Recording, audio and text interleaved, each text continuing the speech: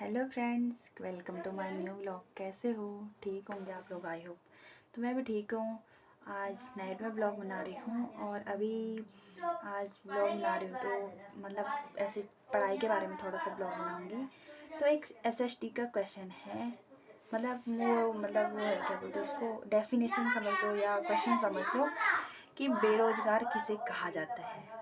तो I hope किसी के भी मन में अगर ऐसा सुना जाएगा तो बेरोजगार किसे कहा जाता है, तो आई थिंक शायद किसी के भी मन में ऐसा आ सकता है क्वेश्चन कि बेरोजगार वो है जिसके पास नौकरी नहीं है। बेरोजगार उसको भी कहते हैं, बट इसको कहते हैं बेरोजगार की सटीक डेफिनेशन अगर हम बनाएंगे तो बेरोजगार की डेफिनेशन होगी कि वह व्यक्ति जो काम करने के लायक हो, काम करने के योग्य हो, उसके बाद काम करने के लिए तैयार भी हो और काम करने के योग्य भी हो, और उसके बाद उसको काम भी नहीं मिलता हो, वह इंसान बेरोजगार कहलाता है, बेरोजगार की श्रेणी में आता है। एंड ये टॉपिक तो क्लियर हो गया, ठीक है। और सेकंड है सेल्स। साइंस का है ये सेल्स। तो सेल्स किसे कहते हैं? सेल्स मतलब कोशिकाएं। कोशिकाएं किसे कहते हैं? कोशिका हमारे शरीर की मूल इकाई होती है। कोशिकाएं से ही तो हमारा पूरा जो बॉडी है, हमारी बॉडी है, पेड़ पौधों में भी कोशिका पाई जाती है। तो हमारी बॉडी कोशिकाओं से बनी है, तो कोशिका जीवन की मूल इकाई है और ये संरचनात्मक और कार्यात्मक होती है। और सेकंड यह है कोशिका।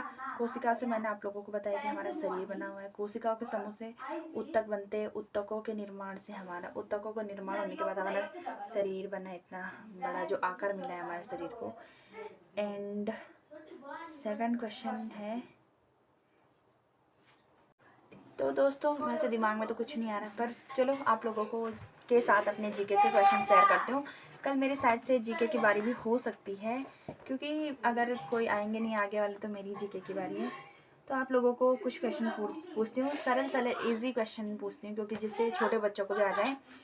पृथ्वी को नीला ग्रह क्यों कहा जाता है? तो पृथ्वी को, आंसर है इसका राइट आंसर, पृथ्वी को नीला ग्रह इसलिए कहा जाता है जल के कारण। भारत के सबसे लंबे समय तक राष्ट्रपति कौन रहा? भारत में सबसे लंबे समय तक राष्ट्रपति कौन रहा? भारत में सबसे लंबे समय तक राष्ट्रपति रहे हैं डॉक्टर राजेंद्र प्रसाद। भारत का राष्ट्रगान पहली बार कब गाया गया था? भारत का राष्ट्रगान सबसे पहले गाया गया था 1911 में। कौन सी चीज पानी में गिरने पर भी गीली नहीं होती है? तो आप लोग बताइए, कौन सी चीज पानी में गिरने से कांच गीला नहीं होता है? और लाल रंग के अंगूर किस देश में पाए जाते हैं? लाल रंग के अंगूर जापान में पाया जाता है। तो आधार कार्ड में कितने अंक होते हैं? आधार कार्ड में होते हैं 12 अंक। फल सब्जी उत्पादन में भारत का विश्व में कौन सा स्थान है? फल सब्जी उत्पादन में भारत का विश्व में कौन सा स्थान है? दूसरा स्थान है। सबसे अधिक ऑक्सीजन देने वाला पेड़ कौन सा है? ऑक्सीजन है। एंड भारत के किस राज्य में ट्रेन नहीं चलती है? भारत के मेघालय राज्य में ट्रेन नहीं चलती है। हमारे सौरमंडल का सबसे बड़ा ग्रह कौन सा है? तो हमारे सौरमंडल का सबसे बड़ा ग्रह है बृहस्पति। एंड दुनिया का सबसे जहरीला पौधा कौन सा है? तो दुनिया का सबसे जहरीला पौधा, तो इसमें लिखा है अरंडी का पौधा। अयोध्या किस नदी के किनारे स्थित है? अयोध्या यमुना नदी के किनारे स्थित है।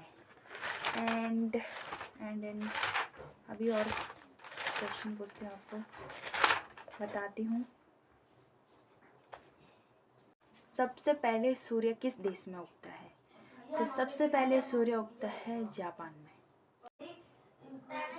तो अब सेकंड मतलब अगला क्वेश्चन है मेरा, भारत की कौन सी महिला ऐसी है, कौन सी भारतीय महिला ऐसी है जिसको नोबेल पुरस्कार मिला गया है? तो मदर टेरेसा। ओके। मानव शरीर की सबसे बड़ी ग्रंथि क्या है? मानव शरीर की सबसे बड़ी ग्रंथि है यकृत। हिंदी में बोल रही हूँ, आप लोग इंग्लिश मीडियम वाले होंगे, मुझे नहीं पता शायद। और मानव ने सर्वप्रथम किसकी खोज की? तांबा। मनुष्य के चेहरे पर कितनी हड्डियां होती हैं? मनुष्य के चेहरे पर 14 हड्डियां होती हैं। ओके। और चलो इस व्लॉग को यहीं पे एंड करते हैं, मिनी व्लॉग है। Bye, good night friends.